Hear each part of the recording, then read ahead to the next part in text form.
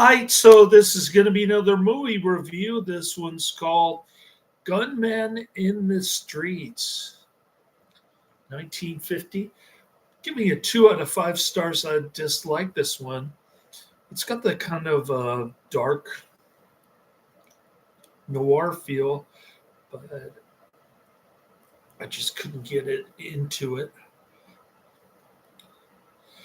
Dillinger, Little Caesar, Scarface, Capone, and now the thriller of all thrillers from the director of This Gun for Hire.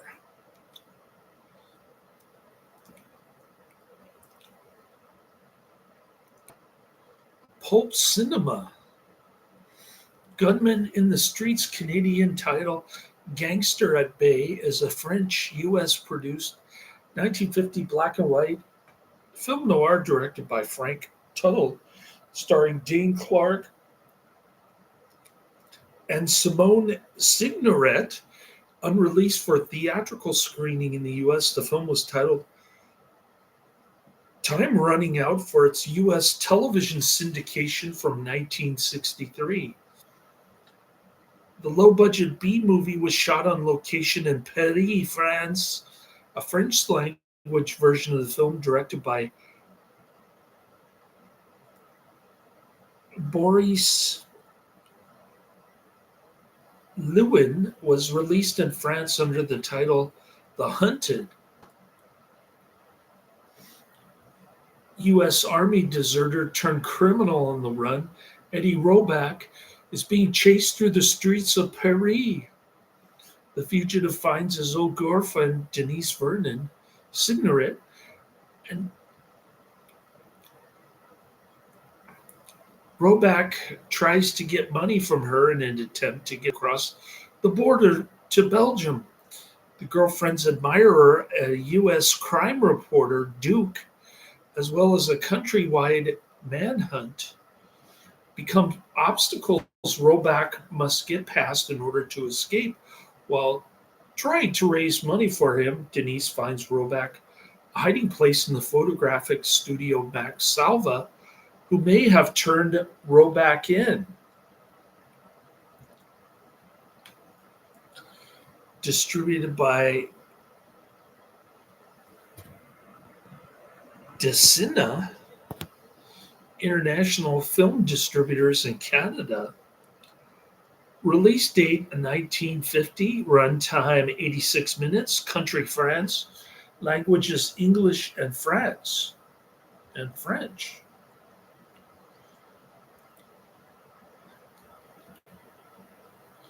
So I was supposed to pick up this elderly person, Carmen Nieto, and drive her endlessly, mumbling about waiting for her brother, and that she was going to church on Sunday instead after she asked me to come pick her up on Friday.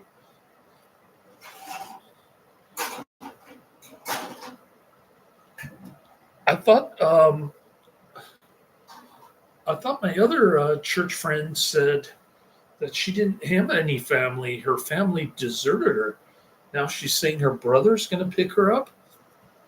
I think the brain cancer started eating away at her brain cells, and she just waits outside all day for her brother to pick her up. Anyway, I gave her underwear and shoes. Hopefully she was smart enough to bring them home. Gunman in the Streets, 1950, 1 hour, 26 minutes.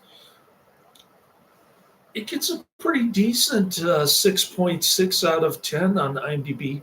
Only 548 ratings, though. U.S. Army deserter turned criminal on the run, Eddie Roback, must evade the French authorities in a nationwide manhunt as he attempts to cross the border into Belgium. Here's a featured review, much more flattering review, from BKO Gambling. Held to your seats, U.S. expatriates actor Dane Clark and director Frank Tuttle shot this gripping noir film, which does not for one split second let up in the least, I guess. I don't know. All right, more like this. Quicksand, Destination Murder, La Traque, which is the same film, and Kill Her Gently.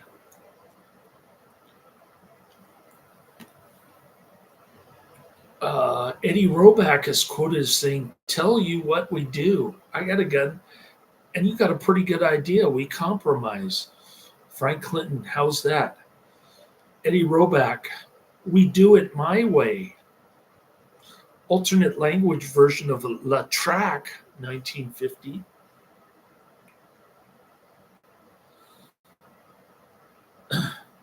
So you've got two different IMDb pages for this: Gunman in the Streets and La Traque. Pardon my French.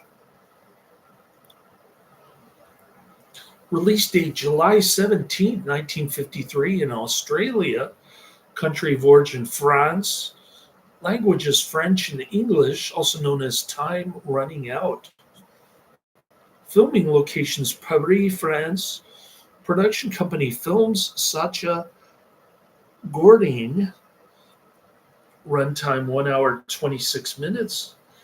86 minutes. It's in glorious black and white. The sound mix is mono, and the aspect ratio is 1.37 to 1.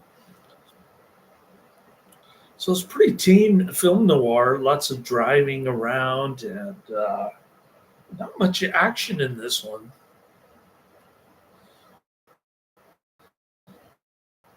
The ending was confusing. I couldn't figure out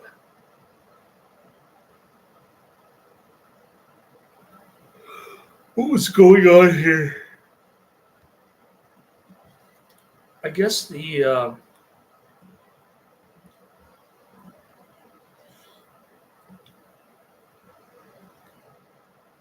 what happened is Max Salva told the cops where Eddie was holding out in Belgium, their rendezvous point, and the cops just swarmed the place. I mean, it was a full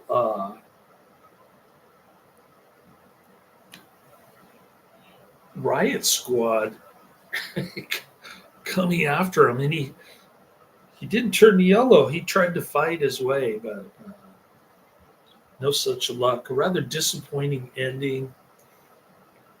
Not too much action. Kind of boring, but it was dark. It had that noir feel.